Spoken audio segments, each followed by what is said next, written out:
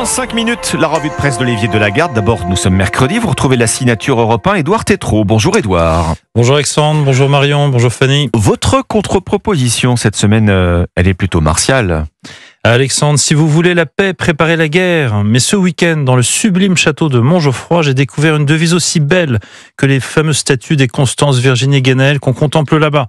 Elle est inscrite sur tous les bâtons des maréchaux de France, la devise des Comtades. Terreur dans la guerre, honneur dans la paix.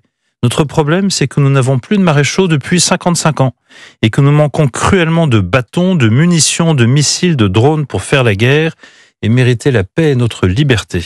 Notre défense, tout de même, elle profite d'une loi de programmation militaire plutôt généreuse, de budget en hausse.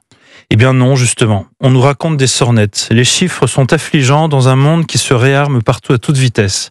Sans être trop technique, si vous enlevez l'inflation et un surcoût pour les retraites des militaires, on sera à peine à budget constant en 2030. Les 50 milliards promis demain redeviennent les 35 milliards d'hier. Gros tour de passe-passe en 2024, 8 milliards d'euros de report de charges. C'est-à-dire qu'on paye en 2025 les factures de 2024. 99 milliards de dépenses n'ont pas de crédit de paiement dans cette LPM, cette loi de programmation militaire, qui sonne de plus en plus faux et dans le vide.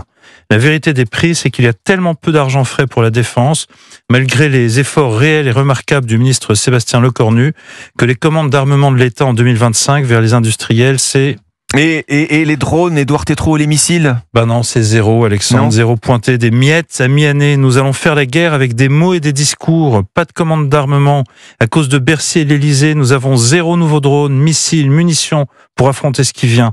J'avais une proposition assez radicale que tout notre état-major, le ministre des Armées, menace de démissionner à la Pierre de Villiers si on continue de se moquer d'eux et de nous d'ici le 14 juillet.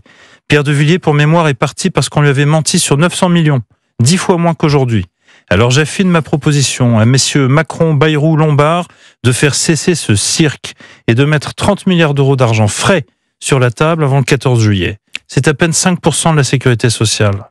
On ne battra pas les puissances impérialistes d'Orient et les islamistes avec du Doliprane.